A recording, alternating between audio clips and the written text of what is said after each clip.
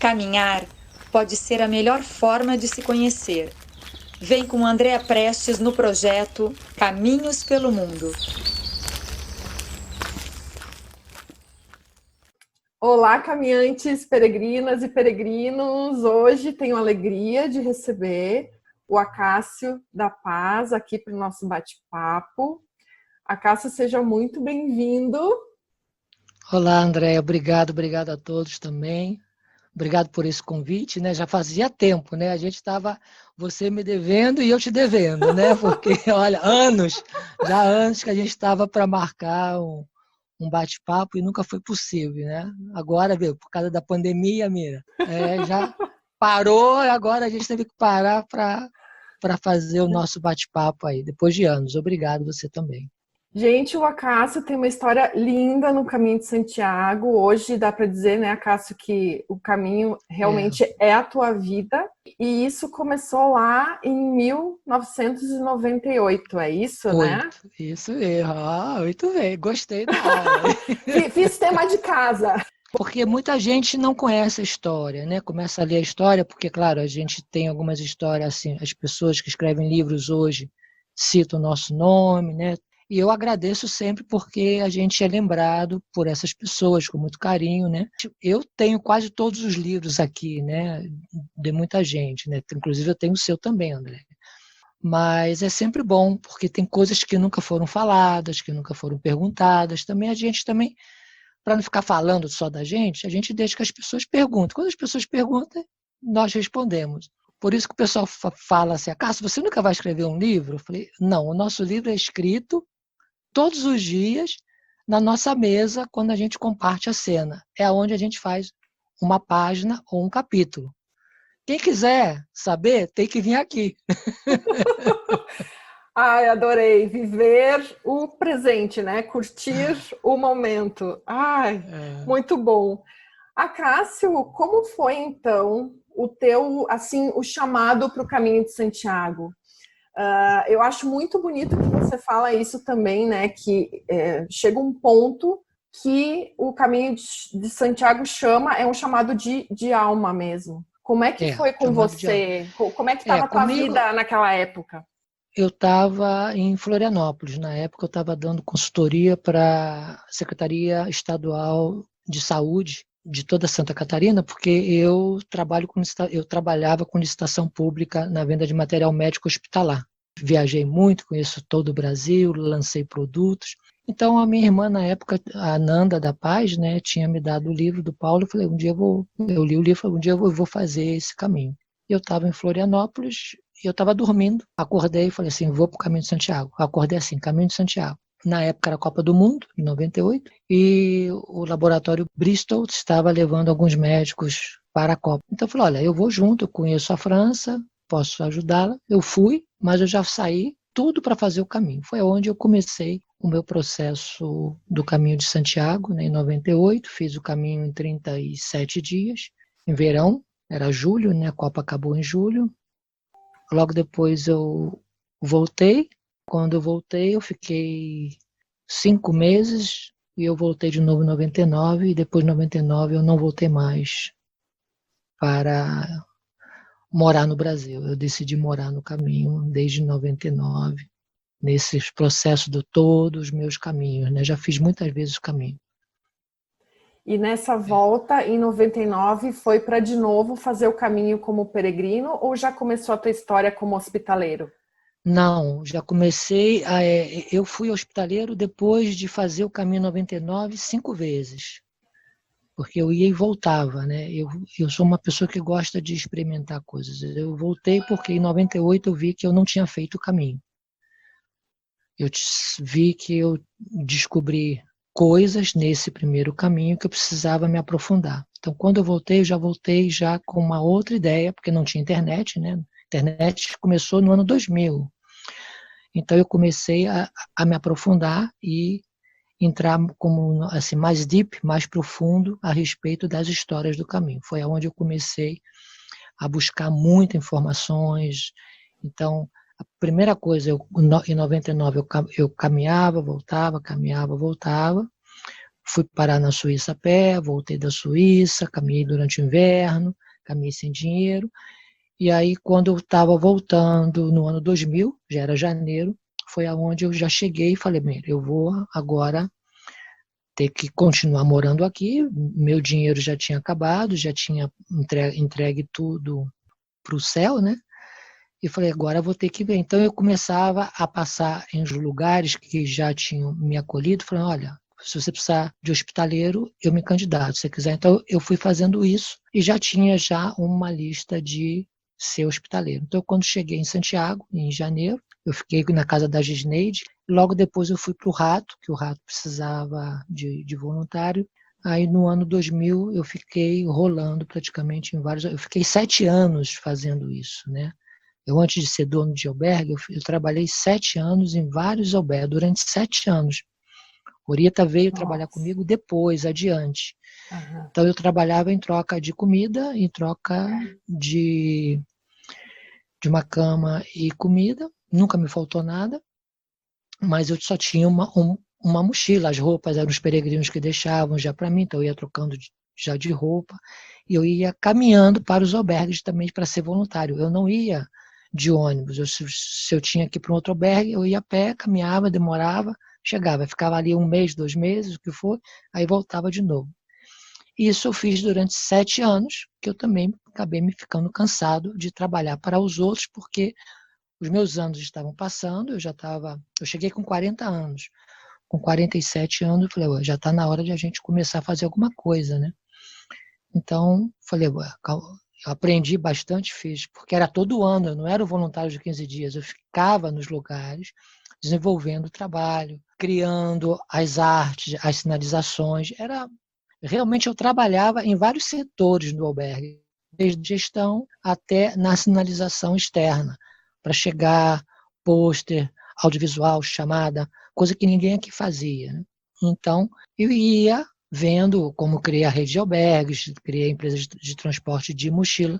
Os anos foram passando e, conforme alguns acontecimentos, eu ia criando, ia idealizando, porque isso faz parte da minha criatividade. Eu preciso estar sempre criando algo, né? Então, criei as associações, tem várias associações que foram criadas dentro de pessoas que caminharam comigo, que foram colocadas a sementinha na cabeça delas, como os grandes escritores de guia também, Andréia. Pouca gente sabe, a Córdoba Rabé, o John Brearley, todos eles escreveram livros, guias, por causa eu botava as coisinhas na cabeça deles. Foram pessoas que eu fui conhecendo, por que você não faz um guia? Por que não faz um guia? Por que não faz isso? Por isso que eu tenho uma relação com cada um, porque foram pessoas que eu fui encontrando durante esses meus anos, né?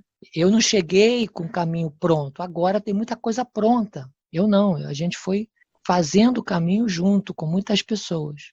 Parece fácil, mas foi muito difícil. Não parece nada fácil. Nossa! Bom, eu já tive a experiência de trabalhar como hospitaleira no monastério de Las Carbajalas, em León, por 2 vezes. Por 2 vezes lá.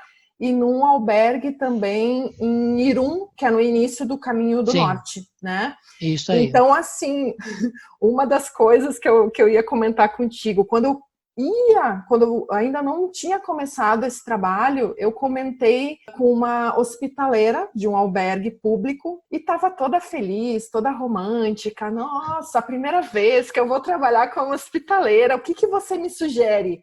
E a hospitaleira me disse assim, ponha limite nos peregrinos. Põe limite nos peregrinos.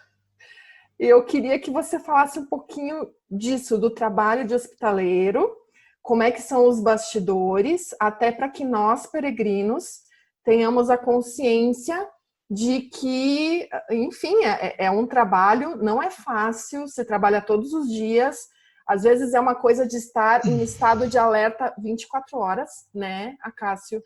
Então, e o máximo que eu trabalhei foram 25 dias. Então eu tenho, assim, uma leve noção do que seria trabalhar 7 anos. Nossa! Não, depende, porque, exemplo, o albergue, eu fiquei praticamente 9 meses como hospitaleiro no albergue de Logronho, sozinho. Nós tínhamos 120 peregrinos por dia. Neste ano, eu recebi 17 mil peregrinos em 9 meses. Então, os limites, é óbvio, a gente começa a aprender quando você está em locais grandes, certo? E te dá uma percepção de como são as pessoas, mesmo que estão disfarçados de peregrino. Peregrino não é aquele que transporta a mochila, ou que tem uma credencial, ou que está com a concha. Não é assim, certo? Então, porque nós estamos desse lado daqui, nós temos que cuidar de um prédio de 3 andares, 120 pessoas, dormem todos os dias. Então, nós temos que estar atentos, nós somos ali os guardiões desse espaço. Nós temos que dar ordem, nós temos que cuidar, nós temos que manter, mas muita coisa acontece quando tem 120 pessoas. Né? Então, os limites eu fui aprendendo com o meu dia a dia. Né? Ainda mais vindo da minha cultura. Na época, para eu falar não, a coisa era difícil.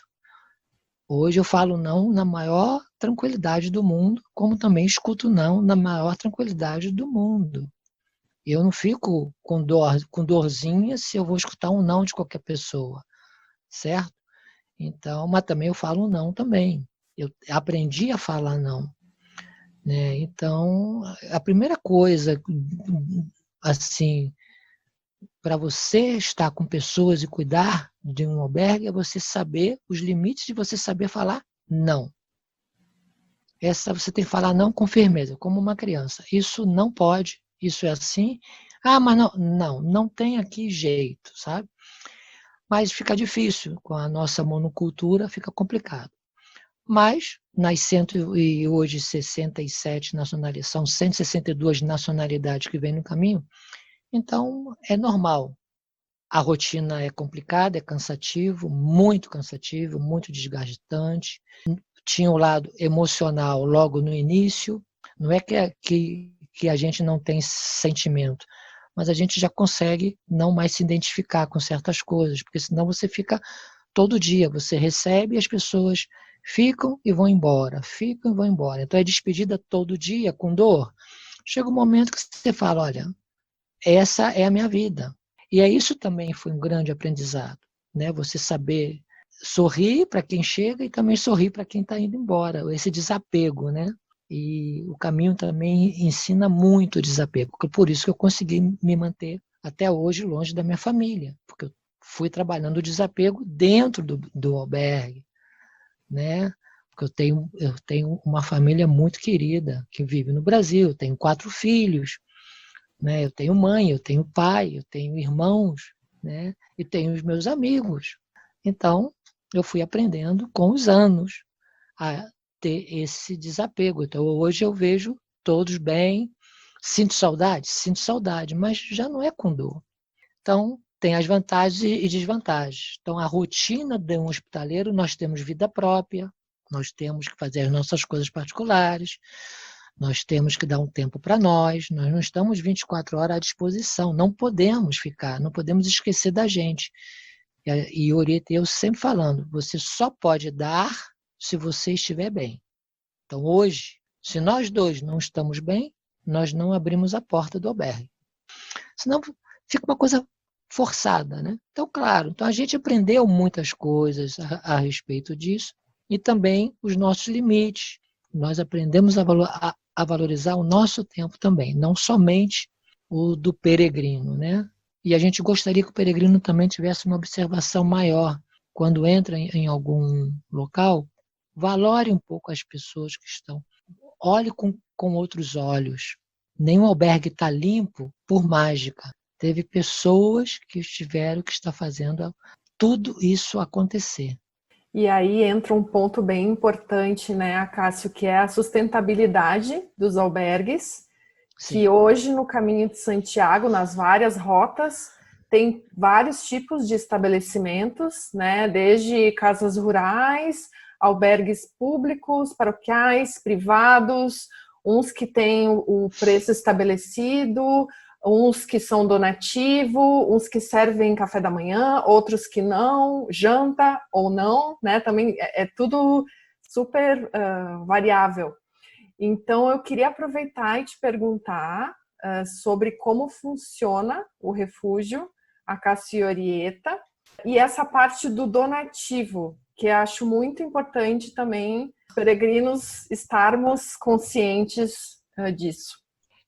Eu acho interessante essa sua pergunta, Andréa, porque o donativo é algo que até hoje me parece que mundial é muito difícil as pessoas entenderem o que é o donativo. Eu sempre vejo alguns vídeos, né, quando o pessoal vai e coloca um vídeo que viu ali uma mesa no caminho, né, e está lá escrito pegue, deixe, coloque o donativo, aí todo mundo, é grátis. Eu vejo muito isso, né? É grátis. Olha, estou aqui num lugar maravilhoso, mira, olha só, tudo cheio, é grátis. Bem, donativo não é grátis. Isso é uma frase que nós tínhamos que até ter na credencial. Donativo não é grátis.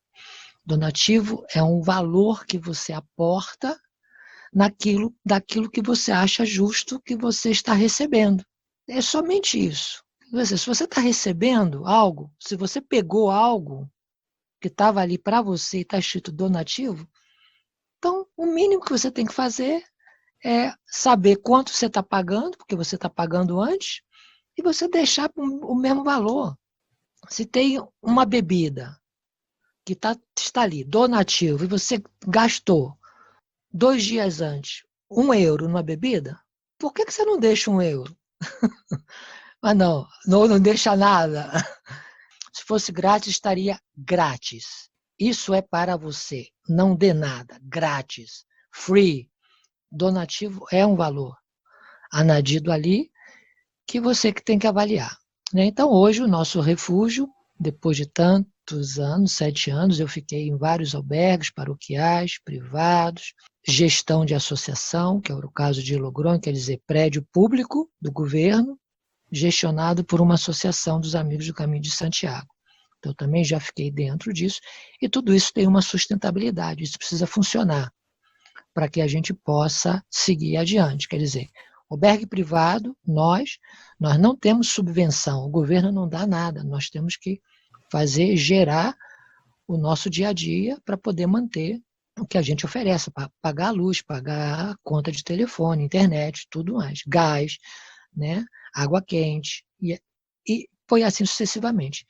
Então, em função da nossa escola, né, de caminho, nós tomamos a decisão de ter um valor para dormir, né, e a cena e o café da manhã nós fazemos por doação. Orienta que cozinha, a pessoa não precisa comprar nada, porque aqui não tem supermercado, nós preparamos a cena, compartimos a cena, e pela manhã tem o café da manhã também oferecido, e é para uma doação. Normalmente são mais os paroquiais que fazem o trabalho de donativo. E a Cássio, voltando um pouquinho, vocês estão então com um albergue em Viloria de Rioja. Quando começou o albergue, mas voltando ainda um pouquinho antes, como vocês escolheram esse lugar, essa cidade, e voltando esse um pouquinho... Esse povoado. Pueblo, e como, um pouquinho antes, como vocês se conheceram? Eu conheci Orieta em 99, porque quando eu estava caminhando, quando acabei tomando a decisão de ficar aqui, eu caminhava ajudando algumas pessoas a caminhar com elas. Porque depois de que você começa a ter a prática do caminhar, você fica muito bem fisicamente, certo? Então, eu caminhava muito fácil. Eu sou magro, sou uma pessoa magra, tenho a perna comprida, então eu caminhava bem, né? Então, tinha pessoas que precisavam, com medo, então eu me candidatava como voluntário para caminhar com essas pessoas. E a Orieta também estava em 99 caminhando. Então nós nos conhecemos caminhando. E caminhamos juntos até Santiago, e como aqueles grupos que caminhavam junto nessa época, era todo dia, todo mundo igual, a gente acaba se tornando uma grande família. Então, Orieta, até hoje, é minha grande amiga, em função do meu primeiro caminho, porque a gente tem uma amizade peregrina, né? Aí depois que a gente começamos a ter uma relação, mas na realidade nós éramos amigos, qualquer coisa era Orieta, entende? Então aí foi que a gente se conheceu, depois de 3, 4 anos ela veio para trabalhar junto comigo, e depois a gente viver junto dentro de um albergue, entende? Então foi um processo dela, o meu processo já era estar no caminho, e depois o processo de ficar junto, aí que nós dois, depois de 2 anos, trabalhando como em um albergue, é que nós falamos, epa, vamos fazer o nosso. Aí eu escolhi Vilória, não foi nem ela, porque Vilória não tinha nada, então eu sabia, eu até hoje sei aonde eu posso ter alguns lugares, mas na época era mais fácil. Então, Vilória a gente escolheu porque era um povoado, não tem parada de ônibus, então isso era uma da coisa, o ônibus não passa no nosso povoado, não tem bar e não tem supermercado, quer dizer, não tem nada, tem 28 habitantes, então foi por isso que a gente escolheu Vilória a princípio, de poder fazer, então ainda era barato alugar um imóvel aqui, e aí nós demos o passo de fazer em Vilória, mesmo sabendo das dificuldades, que até hoje, em função disso, o nosso povoado ele não é parada, não é final de etapa, mas era uma escolha, eu não queria ficar em final de etapa mais, porque eu já fiquei trabalhando em final de etapa, e é uma loucura, entendeu? Eu já sei, nós sabíamos o que não queríamos mais. E o que é, Acácio, a etapa de vocês? O que tem antes e o que tem depois? E quantos quilômetros? Santo Domingo de La Calçada, que é, né? Granhon, 7 quilômetros, 9 quilômetros de Granhon ao meu povoado, depois vai a Belorado. Então nós estamos Santo Domingo, Belorado. A etapa é Santo Domingo, Belorado. Nós estamos no meio, mais ou menos no meio. E desde 2006 que nós estamos morando nesse povoado. A 15 quilômetros de Santo Domingo, certo? Uhum. Mas nós escolhemos proposital mesmo, né? Por isso que nós temos só 10 pessoas. Foi uma opção também. Nós tínhamos 12, tiramos 2 camas para 10. E talvez a gente pense em botar 8. Sim, isso aí. Enquanto todo mundo cresce, quer botar cama, nós estamos... Entendeu? Ai, É sim. uma, é uma outra visão, porque, claro, como a gente tem também a possibilidade, né, André? Também é isso, né? Orieta fala 6 idiomas perfeitamente, né? Eu entendo francês, eu entendo italiano, mas eu só falo espanhol, português e inglês. Mas ela não, ela fala 6 e podemos falar 7, que ela ainda fala catalã. Então o que faz? É sempre uma mesa muito rica, porque podemos realmente nos comunicar, entendeu? E nós sentamos com eles e conversamos, nós comemos junto, nós nos servimos, nós sentamos na mesa, sabe? Você nunca esteve aqui, né? Não. Você nunca veio aqui. Acácio, eu tô lembrando assim, no meu primeiro caminho, eu fui muito crua, muito com pouquíssima informação. Eu só sabia da Natália, do albergue dela, porque a Natália é minha amiga de Porto Alegre. Claro. Foi por isso que eu fiquei lá. E você falando agora, eu lembro que eu fiquei em Santo Domingo e fiquei em Belorado, exatamente. Belorado. Tenho que. O meu próximo caminho francês, isso que eu fico pensando, vai ser tão melhor aproveitado, porque agora já vai fazer 6 anos do meu primeiro Claro, caminho. é O que muito eu já sei diferente. de história, o que eu já sei, né, das lendas, né, dos albergues. Nossa, tem vários lugares que eu quero ficar. Vou precisar de uns 3 meses, Acácio. Eu acho que o caminho deveria ser assim. Eu acho isso, que o caminho deveria ser uns 3 meses. Eu acho isso, sabe? Porque é muita coisa, cada lenda, se você puder entender as lendas, se puder conversar com as pessoas maiores em cada cidade, tem tanta história, tem as lendas locais, e eles são super amáveis, eles vão te contar a história ali que é incrível, incrível. Eu acho que é coisa bonita do caminho, é isso, sabe? Não são os quilômetros, é poder ficar no povoado, ficar ali. Calma aí, quem é o senhor maior? Deixa eu saber quem ele é. Mira, me contaram que você tem várias lendas. Ele vai se sentar e você vai ficar ali escutando as lendas. Olha, é fantástico, fantástico. Ai, que delícia, Cássio. Nossa, nossa. Já que a gente está falando de pessoas, eu amei que você já comentou que depois de um tempo de você como peregrino, você começou a não caminhar com credencial e que os teus selhos, teus carimbos são as pessoas. Eu achei isso São as tão pessoas. bonito, porque é o que realmente nos deixa marcas, né, dos nossos Eu não, assim, eu quero que você entenda que quando falo isso não é que é porque eu sou contra, não é isso. Eu não estou polemizando a credencial ou a Compostela, não é isso, entendeu? Eu estou integrando o caminho dentro de mim, porque nós é que somos o caminho. Cada um de nós é o caminho, certo? Então, a partir do momento que você integra o caminho com você, você não precisa ter um papel. Você é a credencial. E os selos, quem são? São as pessoas. Ok, é bonito você ter a credencial para lembrança. É, mas não era também super legal estar lá a credencial e ter a foto de cada pessoa ali? Nossa, Entendeste? demais. Sim. Então, a próxima credencial que você fizer, o que você vai fazer? Você vai pegar a credencial, em cada local você vai tirar uma foto, quando chegar você vai imprimir e vai colar ela em cada quadradinho da tua credencial. Ai, que linda, Cássia, eu tô toda arrepiada. Ui, Não, imagine que a sua própria lindo. edição, a sua próxima edição do livro, a página do meio, ser credencial e ser as pessoas. E além de, como você falou, eu amo ouvir histórias, né? Nossa, amo a convivência, né, entre peregrinos. Nossa, é lindo demais. Só quem já fez, né, para saber. Eu amo fazer retrato. Nossa, Então, olha, Então, imagine, perfeito. a próxima edição da Andrea é a página do grande, a credencial igualzinha, só que em vez de ser aqueles selos, você coloca a carinha das pessoas de cada Ah, cidade. que máximo, que máximo. Pode deixar que eu vou fazer. Entendeu? Amei. Porque começa a integrar, fazer parte do seu caminho, entendeu? Não é, o selo é bonito também, eu acho também é bonito, sabe? Mas chega um momento que você está fazendo 1, 2, 3, 4, você vai estar com várias credenciais, a mesma coisa, o mesmo selo, né? Então, eu não sei, esse é um ponto de vista, por isso que o caminho ele permite que você possa experimentar sempre, que você possa criar sempre novidades, né?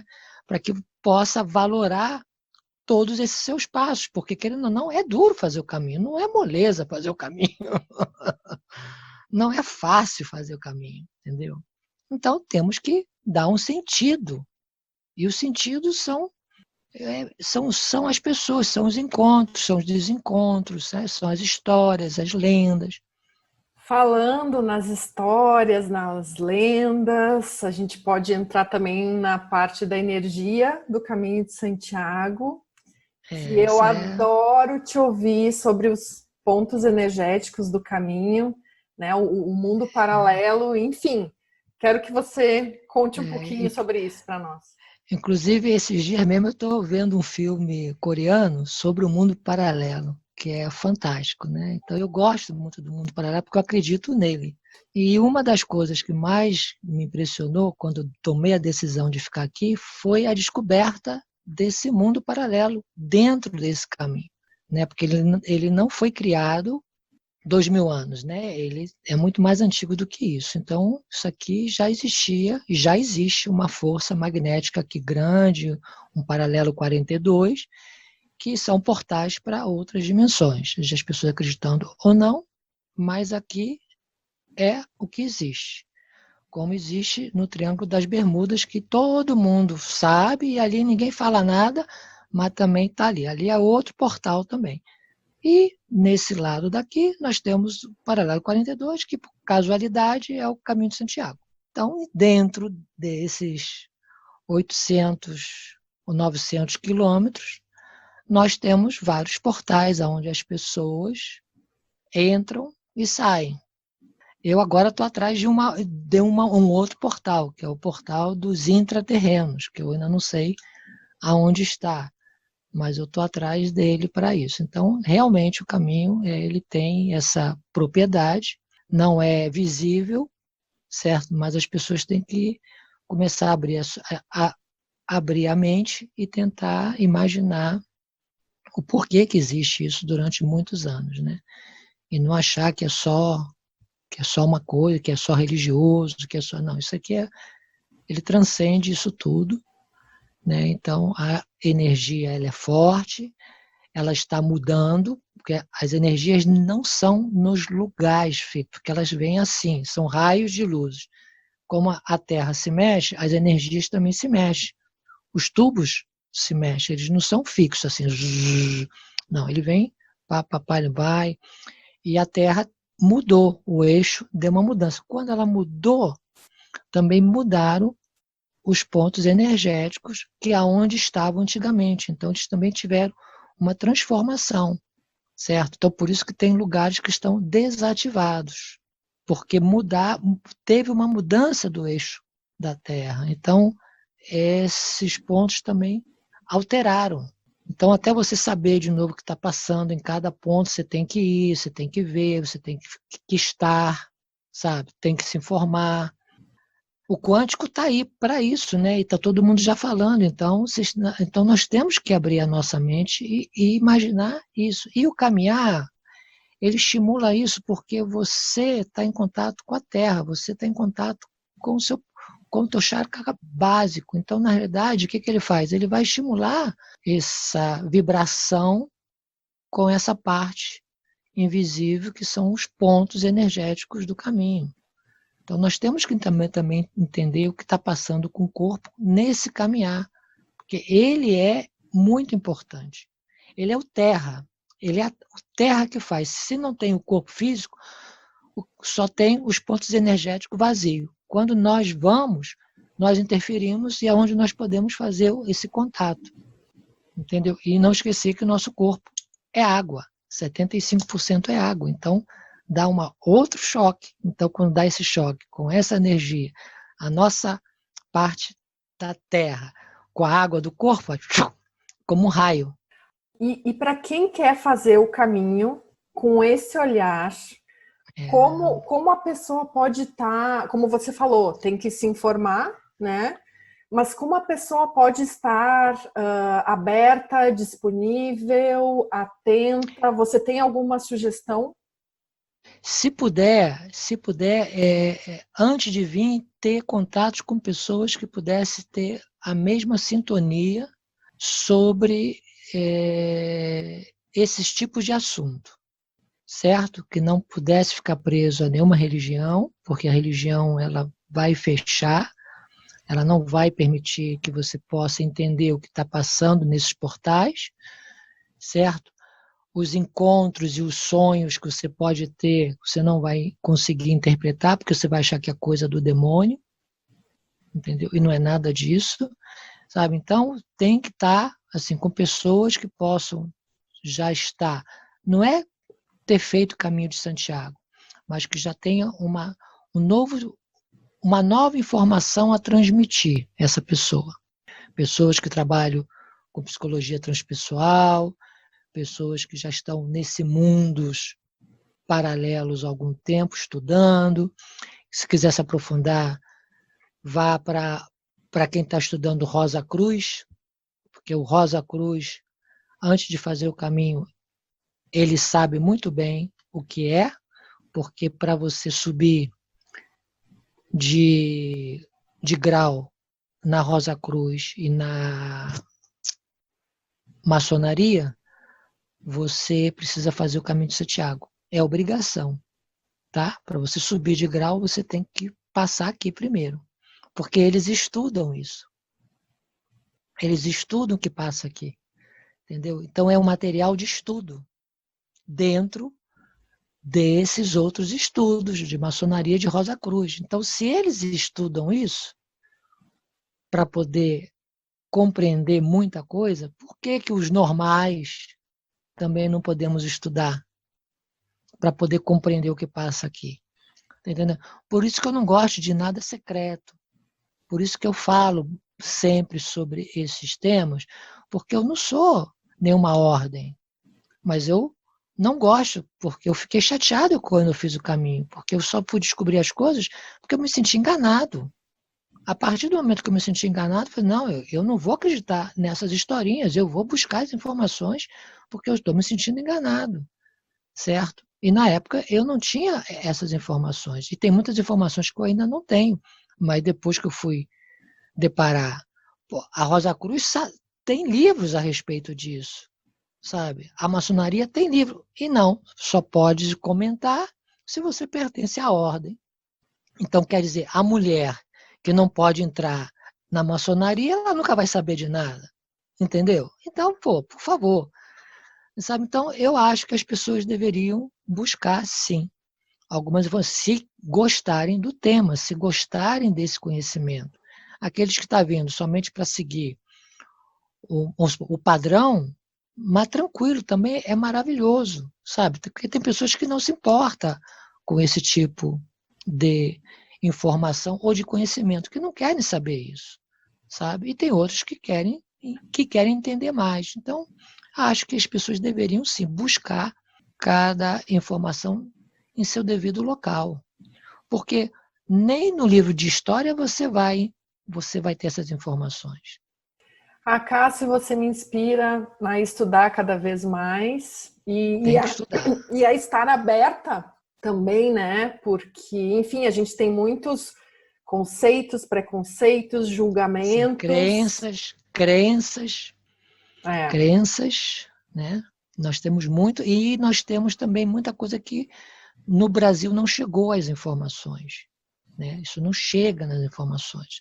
Enquanto aqui, se você for buscar, você vai encontrar. Se você chegar na Universidade de Compostela, buscar as teses, os livros todos que existem, está à disposição de qualquer pessoa. Então, aqui tem muita informação, você tem que saber aonde você vai pegar, o que você quer. E só está na universidade, não está na internet. Você tem que entrar ali e pedir, ó, eu quero essa tese, eu quero isso, eu quero, sabe? Então, estudar, ela é importante. Para tudo que a gente faz e quer se aprofundar nesse mundo, nós temos que estudar sim, André. Senão, nós vamos ficar limitados. E a minha proposta é não me limitar nesse tipo de informação. E afinal, eu pelo menos acredito que a gente está nessa vida para aprender mesmo, né, Cássio? Sim. Então, que oportunidade, nossa! Eu acho também.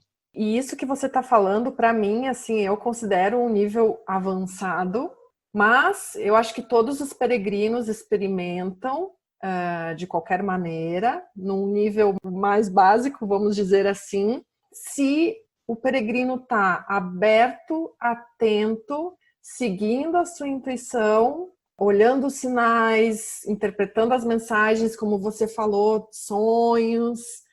Isso também já, né, acontece, é meio, eu diria, natural, né, no dia a dia, mas no caminho de Santiago intensifica, até porque nós estamos mais mexidos e, né, eu acho que a gente está mais próximo da nossa essência no caminho. E então eu queria também que você comentasse, eu lembro que você falou também de não ter pressa no caminho, porque tem a questão de encontrar pessoas pelo caminho que, se a gente está com pressa, pode perder.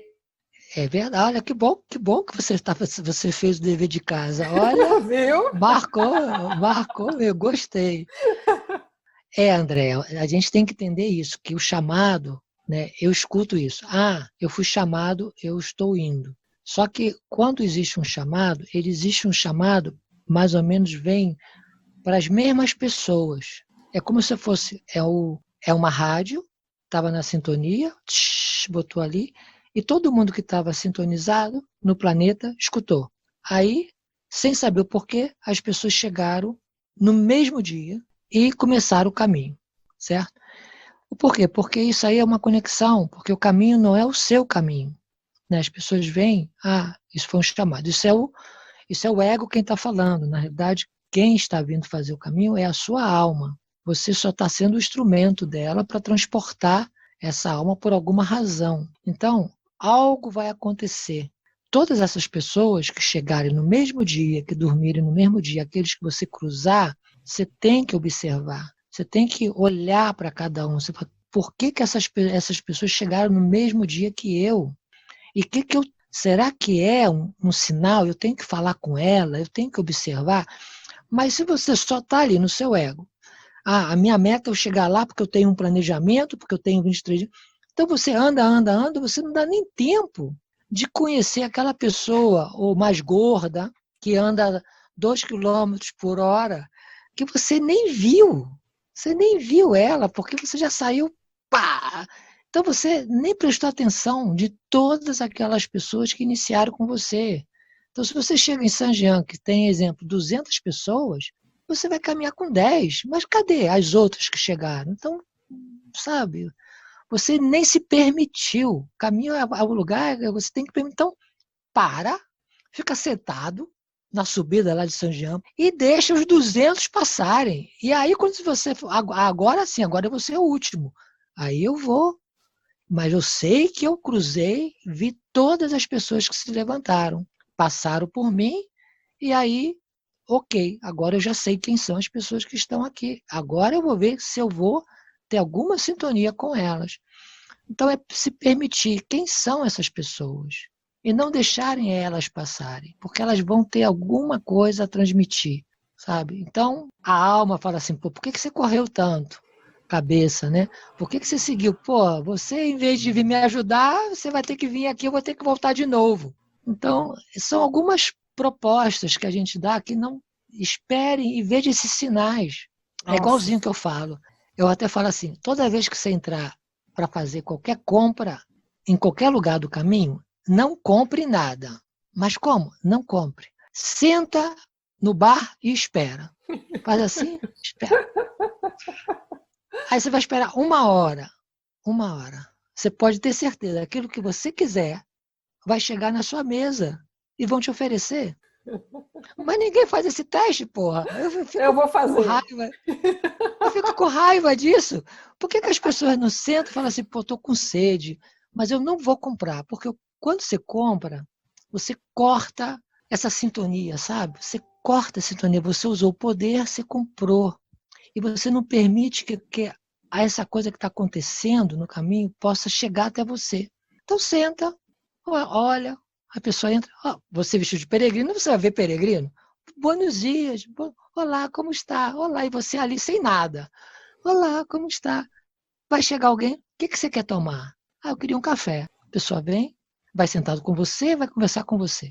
Agora, se você compra, você não vai deixar as coisas virem. E você só vai entender essa magia quando você começa a experimentar isso. Porque é o único lugar no planeta que eu conheço que é possível fazer isso. Porque o peregrino, ele é solidário. E se ele vê você sentado aí, ele vai vir. Se você sorrir para um, o que você quer? Aí, ok, eu quero.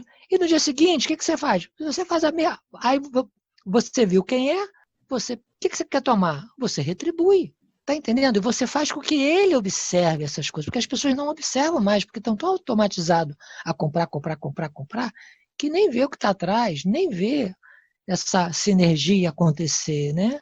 Só por causa de um bom dia, buenos dias, bom caminho, ou uma sorrisa. Pô, deixa as coisas acontecerem. Então, isso eu acho um teste que eu acho que todo mundo deveria fazer no caminho desde o primeiro dia. Vou fazer. Nossa, muito legal.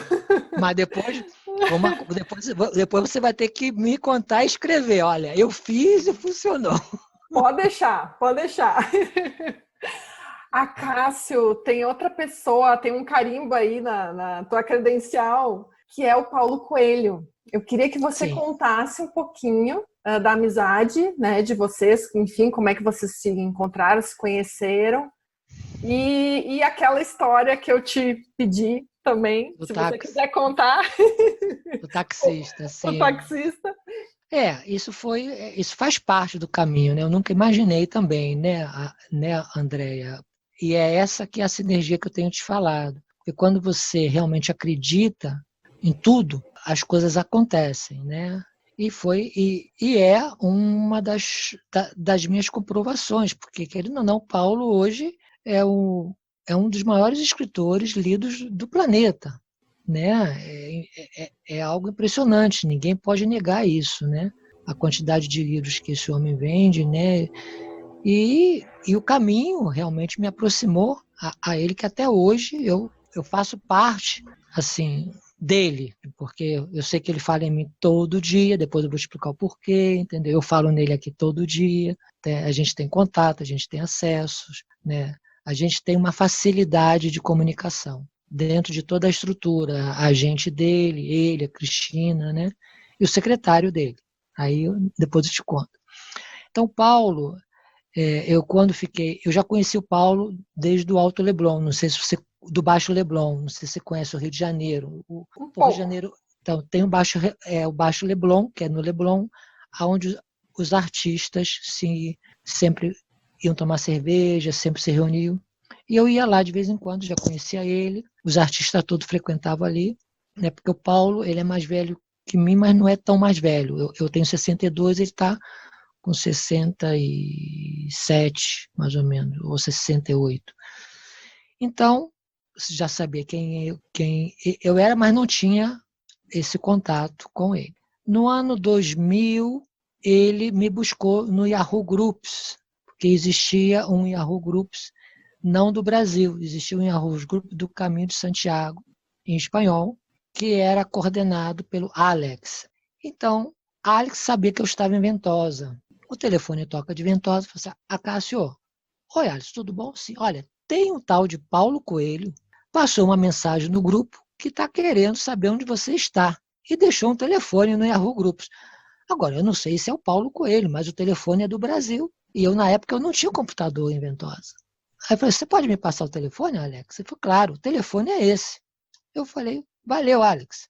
Tá bom. Peguei e liguei a cobrar. Eu liguei a Que cobrar. ótimo. Liguei a cobrar, 2100, né, 99, aquele telefone a cobrar, Embratel, né, por favor. Quem atende o telefone era ele. Porque o Paulo sempre atende os telefones. Era ele. A cobrar, falei, sou a Cássio da Espanha, e o Paulo, olá, Cássio, tudo bom? Falei, pô, Paulo, olha, eu recebi a sua mensagem, estou te chamando. Falei, então é o seguinte, eu estou querendo que você, em setembro, marcou o dia que você esteja na Catedral de Santiago, que eu preciso de você. Eu falei, ok, marcamos no Parador. Ok, fiquei ali, em setembro peguei minha mochila, minha roupa de peregrino, porque era o que eu tinha. Falei com o Henrique, de Ventosa, falei, olha, Henrique, eu vou ter que ir para Santiago porque o Paulo Coelho me chamou lá e eu não sei do que se trata. Ele só falou que precisa de mim. Então, eu fui de trem, o Henrique me deu dinheiro, o Henrique Valentim, porque eu não tinha dinheiro, né? Me deu dinheiro para eu chegar em Santiago. Aí cheguei lá, estava o Paulo lá eram 19 japoneses. E eu falei, o que é isso aqui? Então era a televisão japonesa que tinha contratado o Paulo, porque o ano 2001 o Paulo estava lançando o livro no Japão. Então vieram uma equipe do Japão, da maior televisão japonesa, com uma artista muito famosa para ser entrevistadora do Paulo durante o caminho. Eram 17 dias de filmagem. Só que o problema dos japoneses é que eles fizeram o roteiro começando em Finisterre e terminando em Sanjian. É coisa de japonês. Sabe? O roteiro era assim. E o Paulo, na época, morava na França.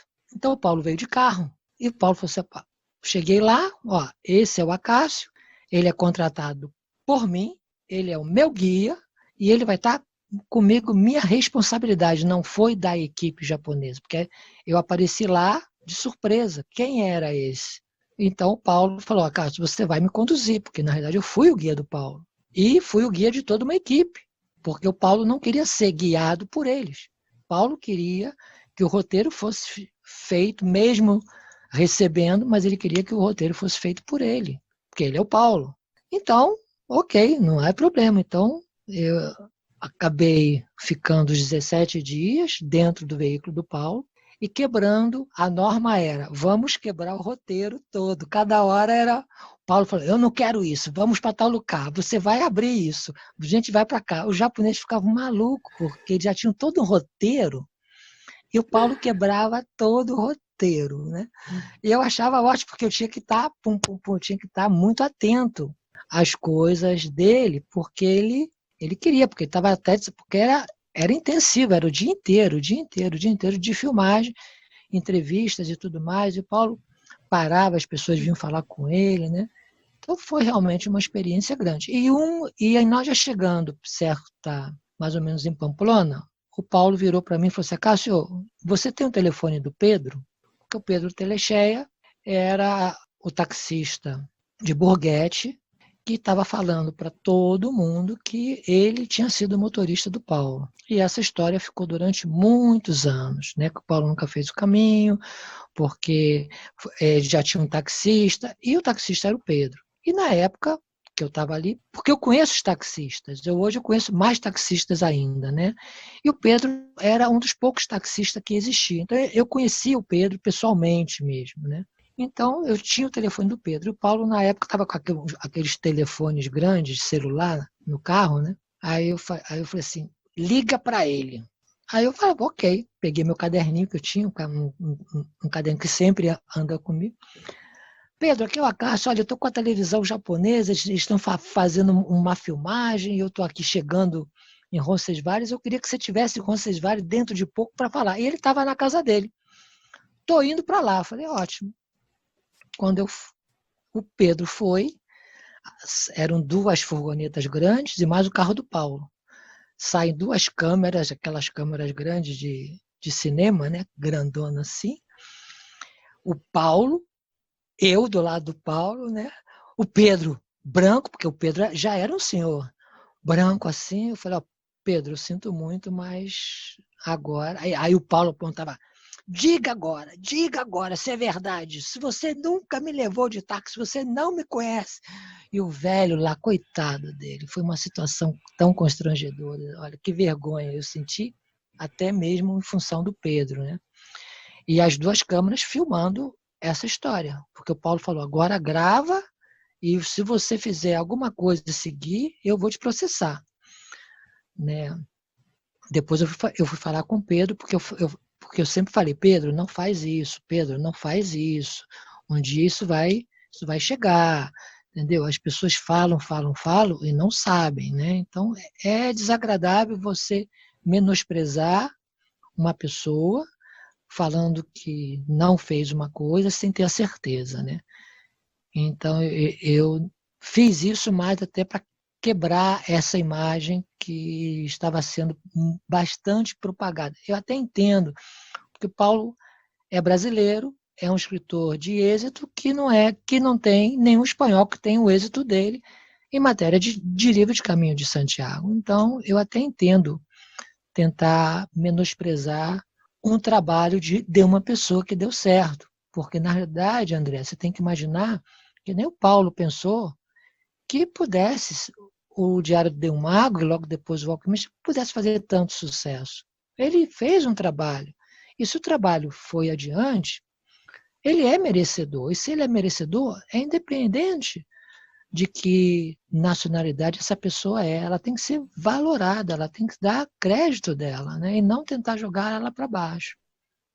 Então, nós não podemos fazer isso. Nós temos que valorar o trabalho de cada um, porque é a estrela de cada um. Se o Paulo teve a estrela, porque ele é merecedor. Não somos nós que estamos tentando ter que derrubar o mérito, né? Porque é um mérito. Nós temos que falar que é um mérito. Então, hoje eu sou muito assim grato, né, por esse trabalho. Claro que nesse trabalho depois teve várias histórias, e o Paulo hoje é o padrinho desse nosso projeto. Ele e a Cristina ajudaram financeiramente esse albergue, como eles ajudaram alguns outros projetos do caminho que nós fazemos, que é a Lenha do Tomás, sabe? O Paulo é muito grato ao Caminho de Santiago, e quando ele pode, ele também colabora com o Caminho de Santiago. Não é porque ele vende livros que ele não ajuda o caminho, ele ajuda o caminho sim.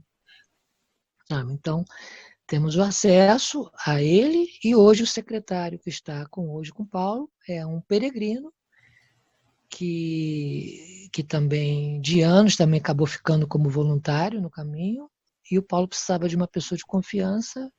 Eu indiquei o Marcelo, e hoje o Marcelo é o secretário dele. Então, até hoje nós temos o contato por causa desse secretário, que era um voluntário, um amigo meu, né, que eu acabei indicando para hoje trabalhar e já está lá na casa do Paulo há mais de 10 anos, tá? Trabalhando com o Paulo. Ai, Cássio, que maravilha poder ter a informação assim da fonte, de quem viveu, né? Então, te agradeço pelo teu relato. E siga seu trabalho, né? Siga seu trabalho, siga a sua intuição. Estou vendo legal você resgatar algumas pessoas. Eu acho que é muito importante ter as pessoas novas, mas não podemos esquecer das pessoas que também fizeram, estão fazendo, que não têm assim tanta visibilidade, que as pessoas conhecerem as histórias dela. Né? Eu acho que esse trabalho é bem legal, eu acho que é necessário, sim, que você está fazendo, né? Buscando essas pessoas, selecionando, abrindo também para os caminhos brasileiros. Você é a primeira pessoa que está fazendo esse trabalho com vários caminhos e agora com os caminhos brasileiros. Eu acho que temos que valorar os nossos caminhos, temos que valorar o trabalho das associações brasileiras. Posso fazer mais umas 3, 4 perguntinhas assim, bate-bola? Pode. Rapidinhas? Tranquilo, rapidinhas. O que não pode faltar na mochila do Acácio? O que não pode faltar é um caderno, a caneta, é porque eu tenho mania de caneta, tá? Então, aqui eu tenho 3 canetas, sempre fica pendurada, é a caneta. Eu acho que é o seguinte, é o meu bocadilho, eu sempre tenho alguma coisa para comer, como pouco, tá? Mas o meu bocadilho, mas também tem a minha perseverança, a minha criatividade, o meu discernimento, né, a minha amizade, estou sempre aberto e disposto, né, a ajudar as pessoas. E não pode estar, agora não pode faltar a Orieta, né? A Orieta faz parte da minha mochila. A Orieta eu adoro caminhar com ela. As pessoas falam, caminhar sozinho. Eu adoro caminhar com a Orieta. É fantástico. Você não tem... É riquíssimo, hein? Orieta é riquíssimo caminhar com ela. É muito legal. A Orieta não pode faltar na mochila. E o dia ideal de caminhada, o que tem nesse dia? Bem, eu não caminho de manhã, não gosto, porque é muito barulho. Eu gosto mais de caminhar no final da tarde, assim. Eu gosto de sair às 11, paro, e no final da tarde. E adoro caminhar à noite, porque nós temos que saber aproveitar o ciclo do dia. É lindo, é o que eu mais escuto. Porque é lindo o nascer do sol. Aí eu pergunto, e o pôr do sol, você viu alguma vez no caminho? Não. Então você já viu as estrelas, né? É o caminho das estrelas. Mas ninguém caminha com as estrelas, eu não entendo isso. Mas eu caminho de manhã. Mas as estrelas não estão de manhã, as estrelas estão às 3 horas da manhã. Aí você vê a Via Láctea. Eu adoro, no caminho, viver o ciclo do dia. Então eu caminho de manhã, mas eu gosto mais do dia, o outro dia... Eu estou sempre mudando, sabe? Eu não gosto de criar a rotina do caminho. A rotina já é lavar roupa, aquela coisa toda. Mas o caminhar ele não pode ser rotina. Detesto caminhar com chuva. Eu detesto, sabe por quê? Eu não uso capa de chuva, porque faz barulho. Então, eu tenho um anorak que não deixa eu molhar, mas eu me molho todo. O anorak está fechado, a minha mochila está com capa, está tudo com... Mas o óculos é horrível, mas eu estou com a gorra, mas eu caminho na chuva. Mas na chuva sem capa. Capa não, esqueça a capa. Eu caminho na chuva, caminho no sol, caminho de noite... Não tem essa, entendeu? E não gosto muito de dormir em albergue, tá? Eu gosto de dormir fora, eu gosto de dormir em um banco, eu gosto disso. Eu não gosto muito de dormir só em albergue, não. Tá? Última perguntinha. Peregrinar é? Peregrinar é liberdade, né? É ter liberdade. Caminhar sem ter que seguir a flecha amarela. Acácio, muito obrigada. Um abraço enorme aí para vocês. Obrigado mesmo, se cuida. Se cuidem também, estamos em contato. Obrigada, bom caminho. E até a próxima. Até, Obrigado. beijo. Beijo, tchau. Tchau.